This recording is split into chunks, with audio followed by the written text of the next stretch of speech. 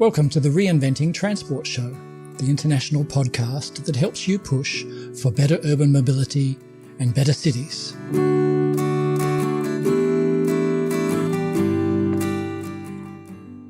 I'm Paul Barter, and in this episode I'll be talking about Singapore and its urban transport story. Most Reinventing Transport episodes will be discussions or interviews with guests, but now and then I'll have a solo episode with just me, like this one. So why talk about Singapore? Well, one reason is that I live here and I've been watching and studying Singapore for a long time. I talk about Singapore urban transport to various audiences and I've written about it. In fact, I'm supposed to be finishing a book chapter on Singapore land transport right now. Please don't tell the editors. Some people think that Singapore is so unique that there's no point learning from Singapore. Some people think it's so authoritarian that there's nothing that more democratic places can learn from it. There is some truth in those perceptions, but I think they're overblown. Conversely, many people go to the opposite extreme in praising Singapore's successes in urban transport and urging other places to copy its policies. There's certainly plenty to praise, but some of the best lessons are about principles rather than specifics, and some of the important lessons are actually about mistakes. I'll be pointing out a few weaknesses that others can learn from too. Anyway, I hope you'll listen because it's an interesting story.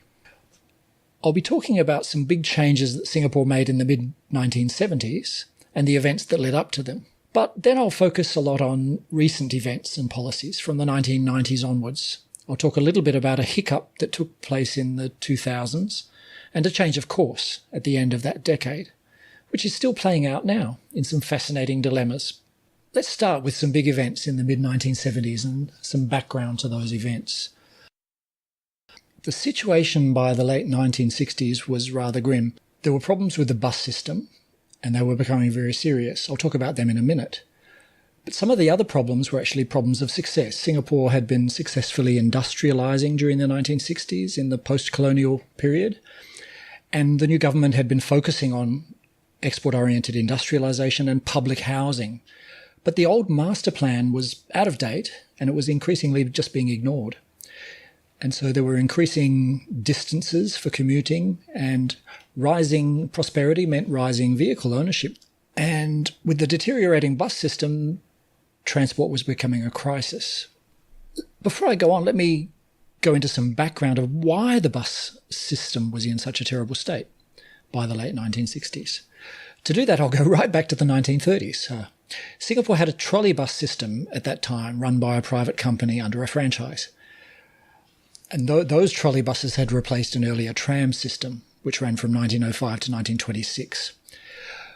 So the trolley buses only covered the inner area, the main city area at that time. Beyond that area, public transport consisted of hundreds of tiny businesses running informal, unregulated bus services using small trucks that had been converted into minibuses. It's a familiar story. It was much like the so-called jitneys in many parts of the world at that time. And even today in many cities and towns in Southeast Asia and Africa, you'll find this kind of public transport. So in Singapore, this kind of bus were called mosquito buses. You can imagine. Zing. And Singapore's mosquito buses faced the same kinds of complaints of dangerous driving and passenger unfriendly service that similar services almost always face. And in 1935, the British colonial government forced the mosquito bus operators to merge into just 10 companies, and each of those companies was to serve a corridor or two. And those companies had monopolies or franchises to serve those corridors, and so, of course, they needed to be regulated. They were regulated monopolies and they had regulated fares. So these 10 so-called Chinese bus companies worked okay for many years, but they started to deteriorate in the 1950s and the 1960s. So remember, I'm trying to set the scene for the big policy changes in the 1970s. So what went wrong with the buses? I think part of the problem was that the fares were kept too low. The 1950s and the 1960s were a fairly tumultuous time politically. There was a lot of left-wing opposition.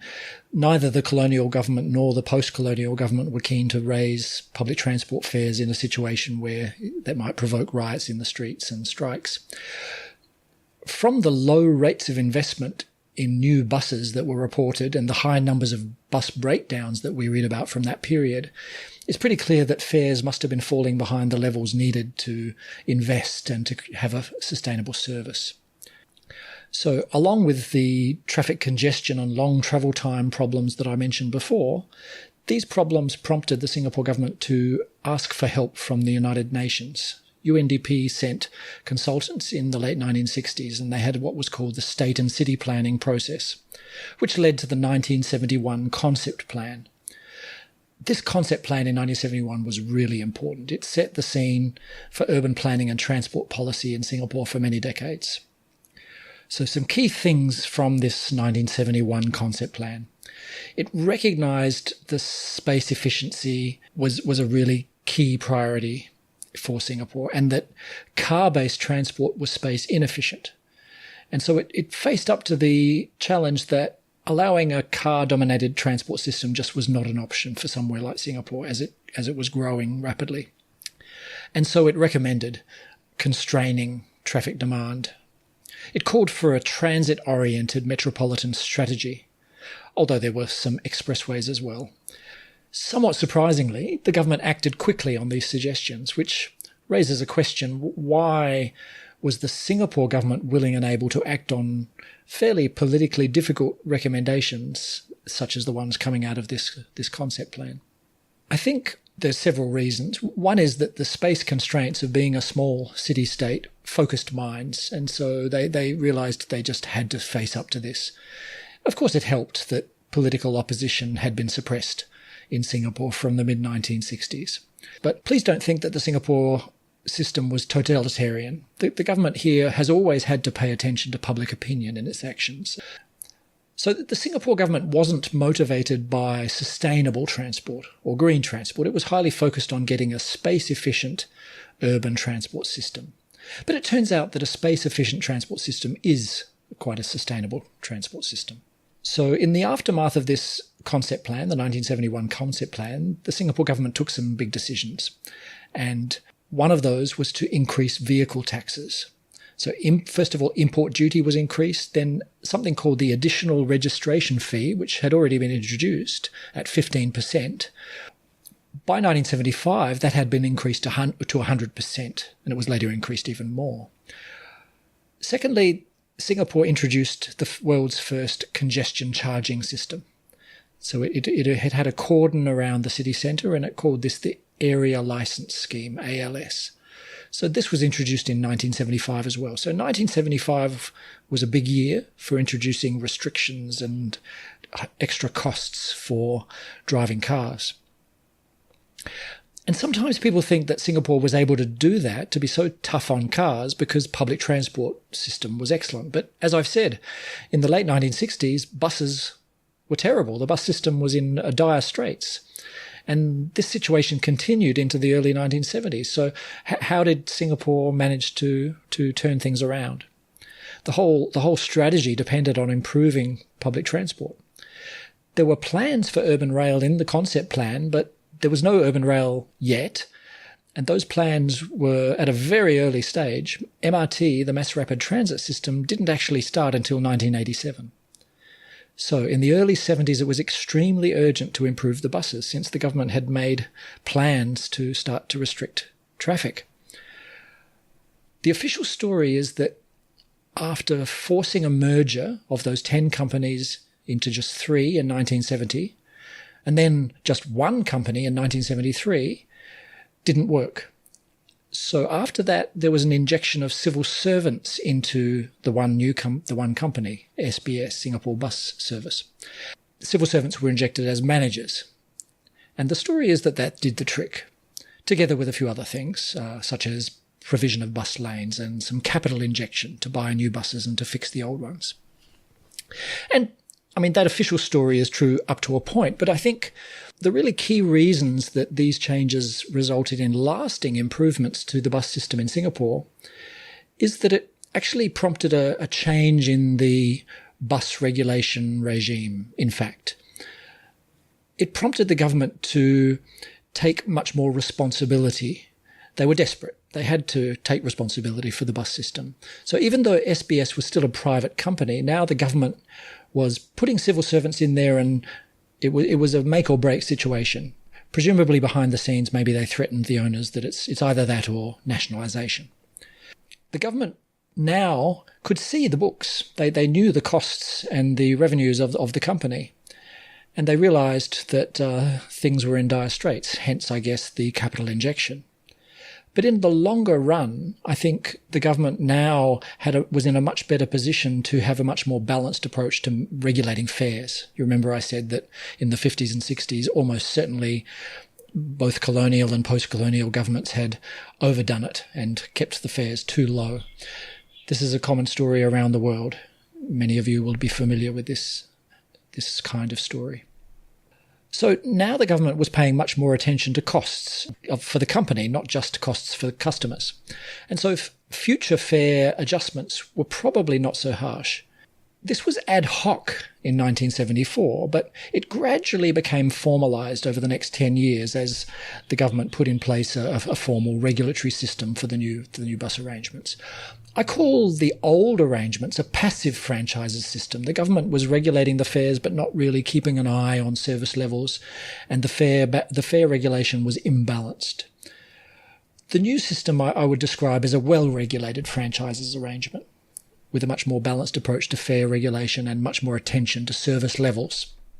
The short story is the bus system was greatly improved by 1975, just in time for those big vehicle tax hikes and the start of congestion pricing in 1975. The congestion pricing at that time was low-tech, using paper tickets and human enforcement at boundaries around this cordon. As a strategy, as a political strategy, you could say that there was a bargain. There was a tough-minded social bargain involved here. On the one hand, the government was preventing excessive traffic congestion using some fairly harsh methods. They were controlling private vehicle ownership, especially car ownership, by making private vehicles really expensive and by pricing private vehicle use at busy times and busy places, in particular the city centre. But in return, for road users, for people who were willing to pay a lot for their car, they got a pretty good deal. The government was making sure there was no congestion, and gradually they were committing to improve the roads.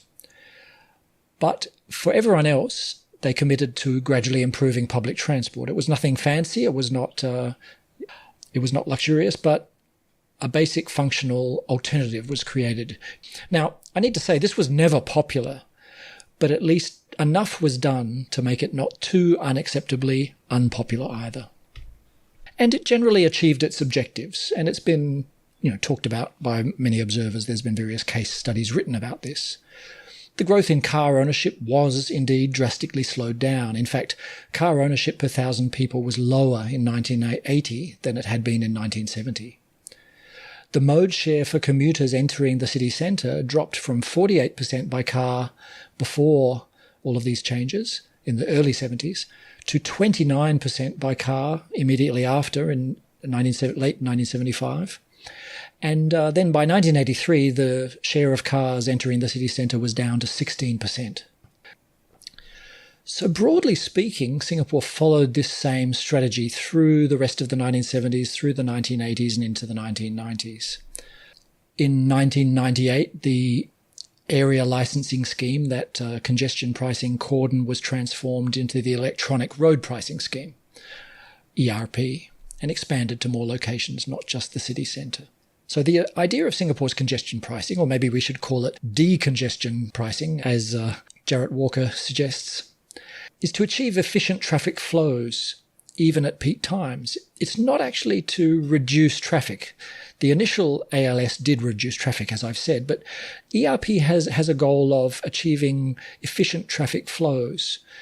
It targets the traffic speeds at which vehicle flows are efficient, which on expressways is about 45 kilometres per hour to about 65. You could say it's aiming to achieve the efficient amount of congestion. And the prices are actually demand responsive. The speeds for every 30-minute period, near every ERP gantry are monitored and reviewed every 3 months. And if those speeds have been too low, then the price at that gantry will be raised at the subsequent review. And if the speeds have been high, above the target range, then the price can be reduced at that gantry. It's been reported that the main response that motorists have to ERP and to changes in price of ERP are that they change the timing of their trips, and some of them change their route. In 1990, the government changed the main method by which it was controlling vehicle ownership into what's called the Vehicle Quota System, VQS. And they set a target growth rate for the vehicle fleet of 3% per year. And every month, or it's now actually twice per month, there's an auction of rights to register vehicles. They're called Certificates of Entitlement, or COEs. And the result has been a mixed story. They had to tweak the system at various times and they've gradually ironed out various problems. The share of buses plus rail was about 51% in 1997 for all trips, which is pretty respectable. And taxis were carrying another 12%. In 2002, car ownership was only about 35% of resident households, although it rose during that decade, as I'll talk about shortly. So as we get into the 1990s and 2000s, urban transport experts and observers from around the world were generally full of praise for Singapore's achievement during the 1970s, 80s and 90s. But let me just give a little bit of a counterpoint to that narrative.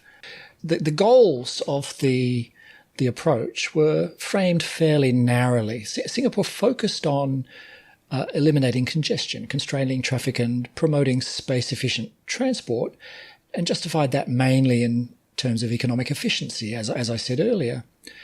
There was very little effort to promote livability goals such as placemaking or the idea of rescuing loved places from traffic. Most of the effort of trying to improve the alternative to cars was focused primarily on mass rapid transit, MRT. Even the buses were relatively neglected compared to MRT, and certainly cycling and walking were relatively neglected.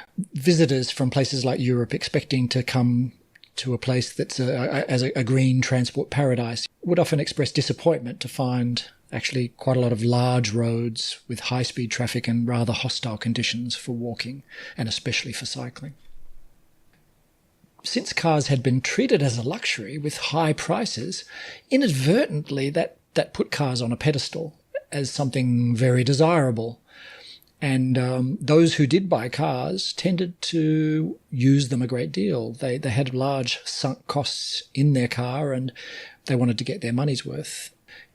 So car use per car in Singapore in the year 2002, for example, was about 20,000 kilometres per car, which is higher even than, or comparable to the USA, and much, much higher than comparable dense, transit-rich, high-income cities such as those in Japan or Europe. And having paid so much for cars, motorists felt a sense of entitlement. Inadvertently, this led to perhaps limited ambitions for the alternatives. Observers note that Singapore has a rather dense network of large 6-lane arterials with multiple turning lanes and slip lanes at junctions, highway-like designs on lots of roads, lots of multi-level junctions, flyovers, underpasses, and a reasonably extensive expressway system. So for those who can afford it, private transport gets a fairly good deal. And congestion is kept in check by road building, road expansion, and by the travel demand management efforts. So this means that travel by car is still much faster than by public transport, even on some of the corridors served by MRT, which in turn, again, makes it difficult to discourage driving, especially by those who have a car. So you can see that there's kind of a little bit of a conflict here, a bit of a clash. But at the same time, Singapore has been building a very transit-oriented land use system. It has pretty good control over land use. So relatively attractive driving does not lead to sprawl because car ownership and traffic are kept within certain limits, and the control over where things are built is under very good control. But pressure was sort of building, unhappiness. It smacked as elitist to some people, this whole approach. And so by the early 2000s, the government was starting to sort of muse to itself about this and talking about some change. And I think an experiment took place in the early 2000s and mid-2000s. The Prime Minister in 2003 talked about releasing more COEs, in other words, allowing more people to own cars and to rely more on the usage-based pricing, such as congestion pricing, ERP, and parking and others, to keep control of traffic. So more people could have cars, but they might have to pay more to use them. And although there was no official announcement of a change to the vehicle fleet growth rate, that still remained at 3%. In actual fact, quite a few extra COEs were released. So the growth in vehicle numbers was very rapid through 2004, 5, 6, 7, 8. It was about 7% on average during those years. And the quota price, the auction price, the COE premium price dropped, and car ownership did rise during that period, so that at the beginning of the period it had been only about 35% of households had a car. By 2012 or so, it was about 42% of households had a car. Perhaps you can predict what happened. This was not a political success, you could say. There was a lot of unhappiness. These new car owners, having bought a cheap car, found it was very expensive to use their car, and those usage prices, such as the ERP prices, which, as I mentioned, are demand responsive, those prices went up. ERP prices were going up, and there was a lot of unhappiness expressed. In 2009, the government took a decisive step to reverse this, what I've called an experiment, which was never really announced as such. But in 2009, the vehicle quota growth rate was reduced drastically from 3 to 1.5%. And since then, in a series of steps, it's been reduced even more, so that now the vehicle quota growth rate is actually at 0%. What's really important, I guess, is that the vehicle growth rate, even before reaching zero, was lower than the population growth rate for quite a few years. And politically, that's a delicate issue, as you might imagine. And as the vehicle quota has been tightened, the COE prices leapt upwards. So for several years, they were between 60,000 and 70,000 Singapore dollars. The political pressure now to improve the alternative to cars is more pressing than it's ever been. The Singapore government can no longer say that in the future more of you can have cars and just be patient. So now the narrative has changed, and the Singapore government has adopted a slogan of car-lite Singapore. It's not yet crystal clear exactly how this will play out, but it's clear that the government is determined to make it more of a first-class option to not own a car, so that those who are priced out of owning a car will no longer feel that that's a second-class and fairly functional and basic alternative to this first-class thing of owning a car. But it's a challenge to get there. And this is interesting and perhaps somewhat familiar to debates that we hear in many other rich countries around the world. The idea that making it attractive to not own a car is one of the keys to success. How can we de-link car ownership from excellent mobility? And so I guess you'd say that Singapore is at the forefront of efforts to do that because it finds itself with no choice.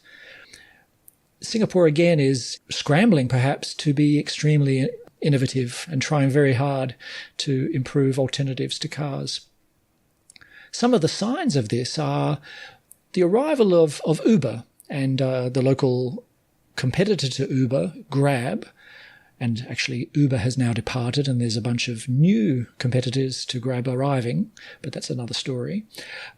But the government reaction to that was relatively laid back when it comes to both the arrival of Uber and Grab, and also more recently the arrival of dockless bike share, and a plethora of different personal mobility devices like e-scooters, etc. The Singapore government has surprised some of us by being relatively relaxed.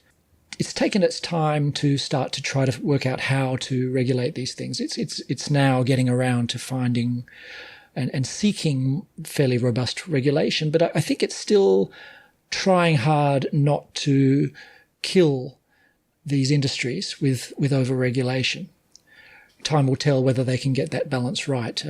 At the moment, we're seeing regulation of dockless bike share being implemented, and a couple of bike share companies have departed in response to that regulation. So I think these new companies and these new services, which are totally in line with mobility as a service, are welcomed by the government, broadly speaking, as increasing people's options, especially people who choose not to own a car. And the idea is to make it more welcome and more attractive to choose not to own a car, rather than feeling as though you're forced not to own a car simply because it's too expensive.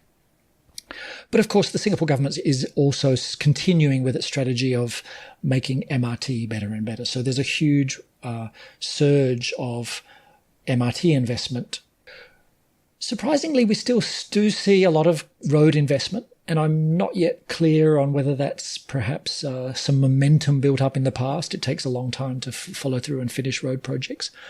One sign of change is that the North-South Expressway, which was announced in the 2000s, has now been transformed into what's called the North-South Corridor, with a reduction in mixed traffic lanes and the inclusion of bus lanes and landscaped areas and bicycle lanes. It's a mix of underground and surface. It's a complicated story.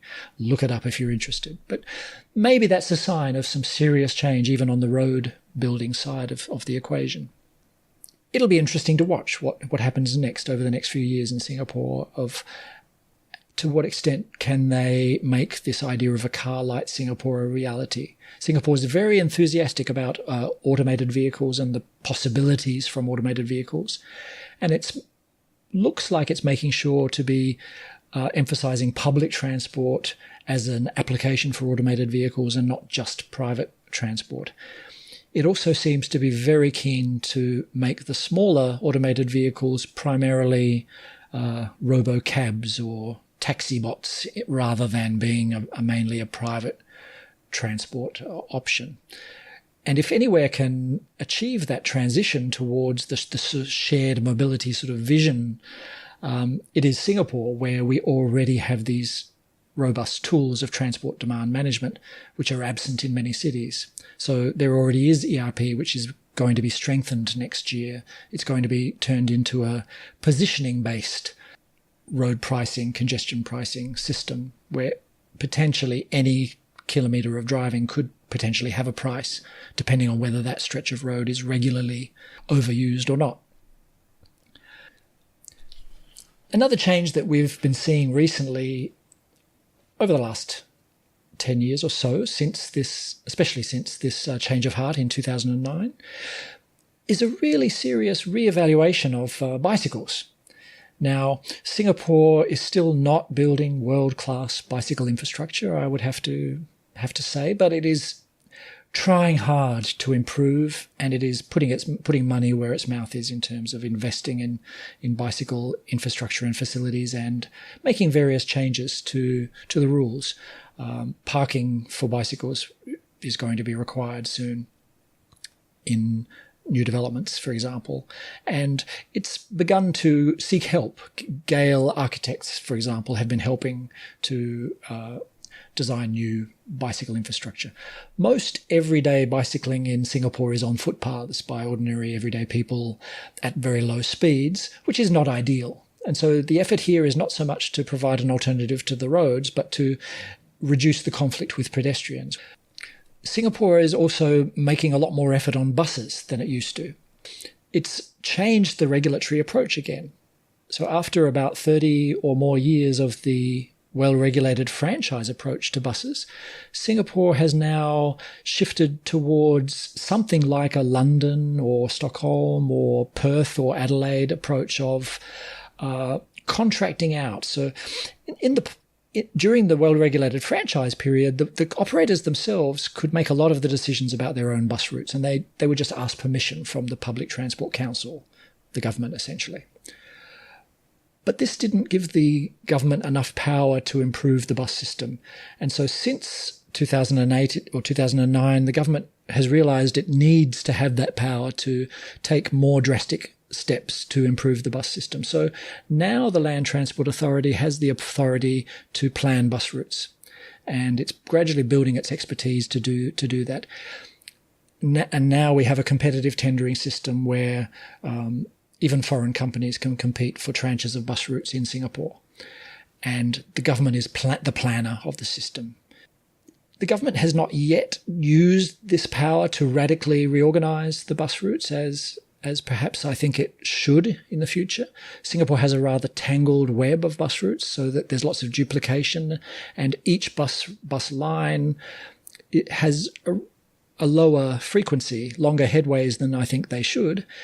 And with this very tangled bus route network, increases in frequency become a challenge, because we're going to get bus congestion on the busy routes and in the bus interchanges if we just simply increase the frequency of this very, very tangled bus network, which has lots of duplication.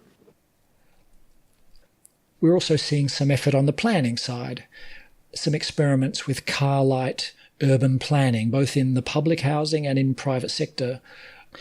I should mention parking policy is under review at the moment, and it's a little bit too soon to say what will happen, but it looks like the Land Transport Authority will start to impose parking maximums rather than the minimums that it has up until now. I think minimums here are under review, and that we may even see some zero minimums in certain places. I don't know. So parking on a district basis, so that some of these car-lite areas will not necessarily require every building to have parking, but the area will have parking for the district. All of these interesting experiments in parking dovetail with the car-lite experiments and the car-lite efforts.